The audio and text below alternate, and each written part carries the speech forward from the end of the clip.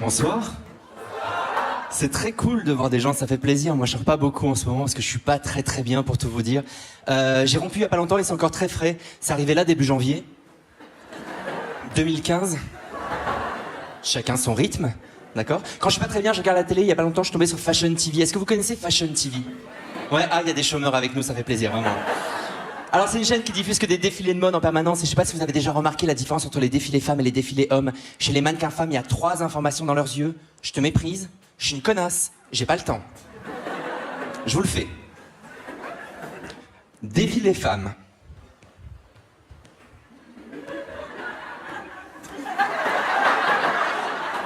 Je te méprise. Je suis une connasse, j'ai pas le temps.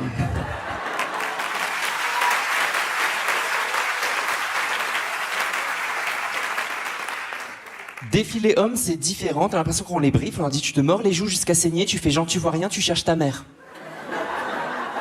Devant votre enthousiasme, je le fais. Défilé homme.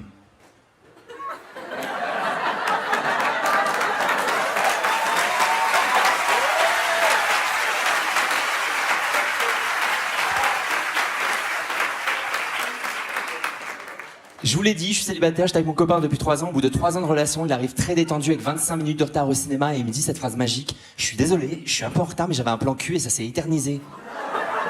Direct, je suis parti en mode que je la raye ta BM, que je la crève ta BM. Si tu savais comme j'ai la haine.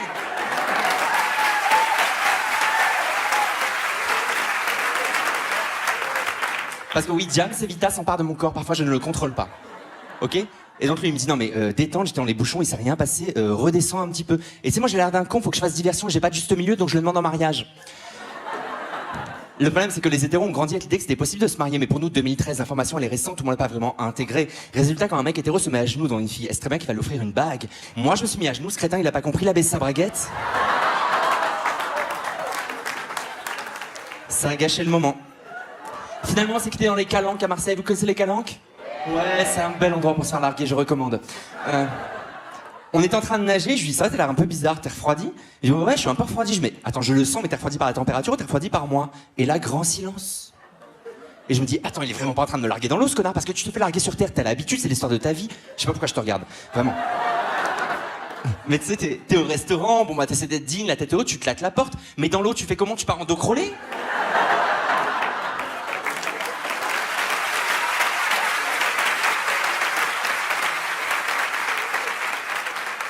J'ai connu qu'une seule femme dans ma vie, j'avais 17 ans, j'étais très amoureux d'elle, elle était très belle. Et quand je l'ai quittée, je suis devenu gay, elle est devenue actrice porno. Véridique.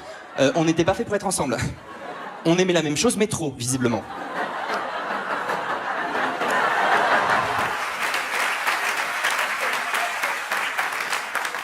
Et donc pendant 20 ans, je sortais avec des mecs et juste avant le confinement, j'ai rencontré une fille qui m'a plu, vraiment plu.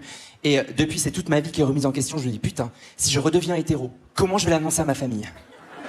Mon père, il fait un 2e arrêt cardiaque à l'envers, c'est sûr. J'ai un père qui est italien, il s'appelle Aldo, il est hyper macho, c'est un ancien boxeur. Et quand j'ai fait mon coming out, j'avais 20 ans, c'était horrible, il est tombé par terre. Je tenais la main, il a ouvert les yeux, il a dit Maketo est pédé. J'ai dit oui, il est retombé direct. Et mes amis, j'ai plein d'amis homo en 20 ans, je vais leur dire quoi? Les gars, m'en voulez pas, je quitte la fanfare? Donc je me suis dit, c'est peut-être juste sexuel, faut peut-être juste recoucher avec une femme pour savoir si tu kiffes. Mais je savais pas que c'était si compliqué de réussir à coucher avec une femme. Ah les gars hétéros, vous avez tout mon respect, vous avez une patience incroyable. Ah ouais.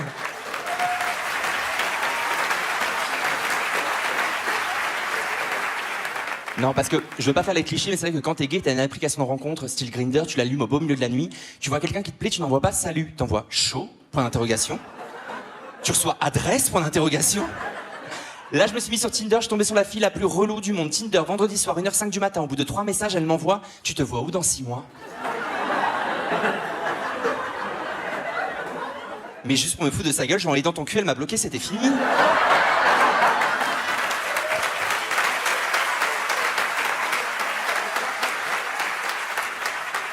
Et je me suis dit, fais pas le gamin, couche avec la femme qui t'a vraiment plu, c'est ça le défi, t'es adulte maintenant. Et donc on s'est déconfiné, on s'est vu, on s'est revu, on a fait 1500 rendez-vous et je vous en parle ce soir parce que j'ai couché avec elle avant-hier. Ça veut dire welcome back, vraiment. On avait perdu le soldat Ryan pendant 20 ans. T'es à nouveau dans l'équipe, ça fait plaisir. Et tout le monde me demande comment ça s'est passé. C'était vraiment original. C'était original. Elle avait une odeur de peau qui était incroyable. D'ailleurs, j'ai failli lui faire la réflexion, mais je me suis retenu. Je trouvais ça trop gai comme détail. J'ai failli lui dire gel douche bergamote. On ne me la fait pas. Et comment vous dire les choses de manière élégante? J'étais debout, elle était un peu plus bas, j'avais ma main sur ses cheveux, elle avait des cheveux longs, blonds, soyeux, magnifiques, incroyables, et les gars ne me jugez pas, je sais pas ce qui m'a pris, je l'ai coiffée. Et ouais, elle est en train de me sucer, je lui ai fait des tresses.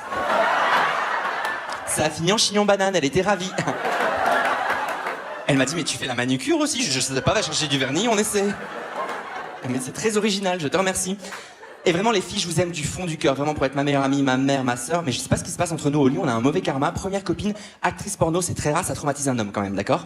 Deuxième copine, 20 ans plus tard, fin de fontaine, ça tombe sur moi. Qui m'a jeté un sort, on m'a marabouté, c'est pas possible. Pas fin de fontaine, un petit peu, elle a gondolé le parquet, c'était l'éléphant bleu la meuf, d'accord?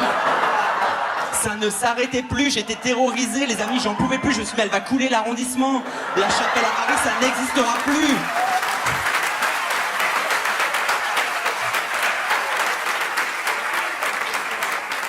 J'étais terrifié, je me suis dit, mais on peut dire adieu à la ligne 4, c'est terminé, elle va inonder la ville, comment faire, il n'y a pas de tuto, personne m'a expliqué, je me suis dit, bon bah allez, t'es redevenu hétéro, maintenant bah prends une décision, fais le mal alpha. Du coup j'ai pensé, bon bah Fontaine de Trévis, du coup j'ai fait un vœu, j'ai jeté une pièce et je suis parti. Je m'appelle Jérémy Lorca, merci de m'avoir écouté, merci beaucoup.